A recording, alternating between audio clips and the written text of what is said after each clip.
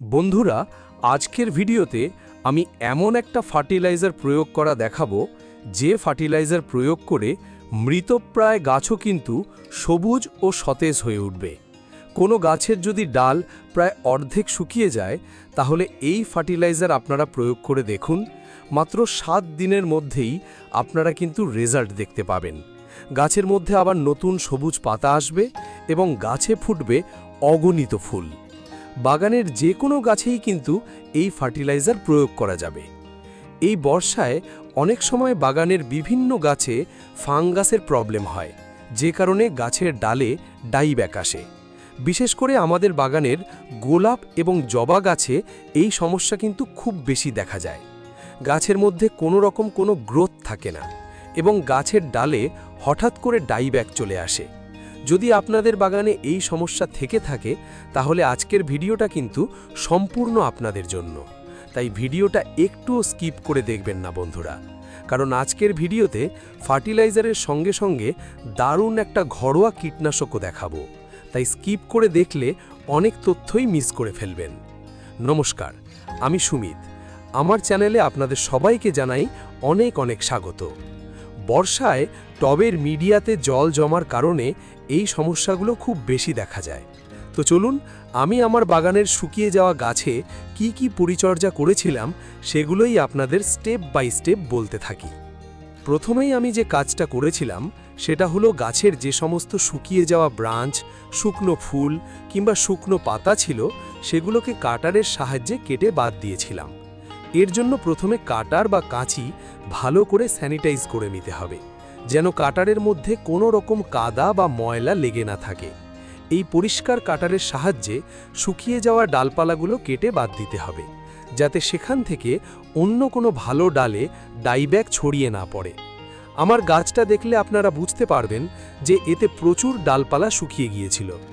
এই রকম অবস্থায় যদি গাছটাকে ফেলে রাখা হয়, তবে এই বর্ষায় গাছটা সম্পূর্ণরূপে মারা যাবে। ডাইব্যাক বা ফাঙ্গাসের কারণেই বর্ষাকালে আমাদের বাগানের অনেক গাছ নষ্ট হয়। তাই রোগাক্রান্ত বা শুকিয়ে যাওয়া ডালপাতা একেবারেই গাছে রাখা যাবে না, কারণ এগুলো থেকে ভালো ডালেও ফাঙ্গাস বা ডাইব্যাক লেগে যেতে পারে। আর এই বর্ষায় ডাল কাটার পর অবশ্যই সেখানে যে কোনো ফাঙ্গিসাইডের পেস্ট বানিয়ে কাটা অংশে লাগিয়ে দেবেন। এইভাবে যদি আপনাদের কাছে কোনো ফাঙ্গিসাইড না থাকে, তাহলে আপনারা হলুদ গুঁড়ো পেস্ট করে লাগিয়ে দেবেন। সম্পূর্ণ গাছের শুকিয়ে যাওয়া ডাল কাটার পর দ্বিতীয় যে কাজটা আমাদের করতে হবে তা হলো টবের মিডিয়াকে পুরোপুরি আগাছা মুক্ত করা। টবের মিডিয়াতে প্রচুর আগাছা থাকলে গাছের গোড়ায় ফাঙ্গাস আক্রমণ বেশি হয়, তাই মিডিয়া সবসময় পরিষ্কার রাখতে হবে। বর্ষাকালে আগাছা খুব বেশি জন্মায় এবং এর ফলেই গাছের গোড়ায় জল জমে।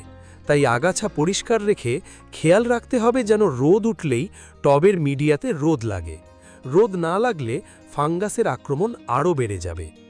আগাছা পরিষ্কার করার পর বৃষ্টি থামলে হালকা ভেজা অবস্থাতেই খুরপির সাহায্যে টবের ওপরের মাটি সামান্য খুঁড়ে দিতে হবে। গোলাপ, জবা, টগর, বেলি, জুঁই, গন্ধরাজ যে কোনো গাছেই এই সমস্যা দেখলে সঙ্গে সঙ্গে এই পরিচর্যাটা করে ফেলবেন। আর গাছে কোনো সমস্যা না থাকলেও টবের মিডিয়া প্রতি 15 দিন অন্তর অন্তর খুঁড়ে দেবেন এবং কোনো আগাছা হতে দেবেন না। গাছের গোড়া পরিষ্কার থাকলে পিঁপড়ে, পোকামাকড়, কেন্নর আক্রমণ অনেক কম হয়। এবার আসি ঠিক 15 থেকে 20 দিন আগে আমি কি ফার্টিলাইজার ব্যবহার করেছিলাম সেই প্রসঙ্গে। একটি 10 থেকে 12 ইঞ্চি টবের জন্য প্রথমেই আমি দিচ্ছি 1 চামচ পরিমাণ ফ্রেশ চা পাতা। ফ্রেশ চা পাতা প্রতি মাসে অন্তত একবার টবের মাটিতে প্রয়োগ করা উচিত, কারণ এই চা পাতা আমাদের গাছের বৃদ্ধির জন্য কিন্তু খুবই গুরুত্বপূর্ণ কাজ করে। তার পাশাপাশি টবের মাটিকে অ্যাসিডিক রাখতে সাহায্য করে, যা ফুল গাছের জন্য খুবই আদর্শ। আপনারা চাইলে ব্যবহৃত চা পাতাও ব্যবহার করতে পারেন। তাহলে চা করার পর চা পাতাটিকে ভালো করে ধুয়ে শুকিয়ে তারপর আপনারা 3 থেকে 4 চামচ ব্যবহার করতে পারেন। এরপর দিচ্ছি পটাশিয়াম সমৃদ্ধ খাবার। পটাশ গাছে প্রচুর ফুল আনতে সাহায্য করে। তার পাশাপাশি এটি গাছের রোগ প্রতিরোধ ক্ষমতাও অনেক বাড়িয়ে দেয়। আমি এখানে জৈব পটাশ হিসেবে 4 থেকে 5 চামচ পরিমাণ কলার খোসার গুঁড়ো ব্যবহার করছি। পাকা শুকনো কলার খোসা মিক্সার গ্রাইন্ডারে গুঁড়ো করে নিতে হবে। আপনারা চাইলে এর বদলে বায়ো পটাশ বা রাসায়নিক লাল পটাশও দিতে পারেন। কলার খোসার গুঁড়োর লিংক আমি ডেসক্রিপশন বক্সে দিয়ে রাখব, আপনারা চাইলে সেখান থেকে কিনে নিতে পারেন। এরপর যে উপাদানটি আমাদের অবশ্যই দিতে হবে তা হলো এপসাম সল্ট বা ম্যাগনেসিয়াম সালফেট। এটি হাফ চামচ পরিমাণ দিয়ে দিচ্ছি। এটি গাছের পাতাকে সতেজ ও সবুজ রাখতে এবং নতুন গ্রোথ আনতে দারুণ সাহায্য করে। আমি এখানে দিয়ে দিচ্ছি আমাদের রান্নাঘরের হলুদের গুঁড়ো, যা টবের মাটিতে প্রয়োগ করলে কোনো অপকারী ছত্রাক বাসা বাঁধতে পারে না। আমি হাফ চামচ পরিমাণ হলুদের গুঁড়ো ব্যবহার করেছি। এর বদলে আপনারা আপনাদের কাছে যদি কোনো ছত্রাকনাশক থাকে সেটাও কিন্তু আপনারা প্রয়োগ করতে পারেন। এই সমস্ত উপাদানগুলো প্রয়োগ করার পর তার টবের মাটি যদি শুকনো থাকে তাহলে জল প্রয়োগ করবেন, আর যদি ভিজে থাকে তাহলে জল প্রয়োগ করার দরকার নেই।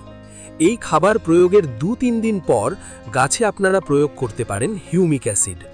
গাছে যে এত খাবার দেওয়া হচ্ছে, গাছ তা ঠিকমতো গ্রহণ করতে পারছে কিনা সেটা সুনিশ্চিত করতে হিউমিক অ্যাসিড দেওয়া খুবই জরুরি। বর্ষাকালে আবহাওয়া ও মাটি শুকনো থাকলে আপনারা এটি জলে গুলেও মাটিতে দিতে পারেন, কিন্তু এখন যেহেতু বর্ষাকাল তাই আমরা সমস্ত শুকনো খাবার টবের মাটিতে দিয়ে খুব ভালোভাবে মিশিয়ে দেব। খেয়াল রাখবেন অতিরিক্ত জল কোনোভাবেই দেবেন না, আর টবের ড্রেনেজ সিস্টেম ঠিক আছে কিনা তা পরীক্ষা করে নেবেন। ড্রেনেজ সিস্টেম ঠিক না থাকলে গাছ রিপোর্ট করতে হবে, এবং রিপোর্ট করার অন্তত 10 দিন পর এই পরিচর্যাগুলো করতে হবে। মাটিতে সার দেওয়ার পর এবার গাছের পাতায় কীটনাশক স্প্রে করার পালা। এর জন্য আমরা একটা সম্পূর্ণ জৈব কীটনাশক তৈরি করব।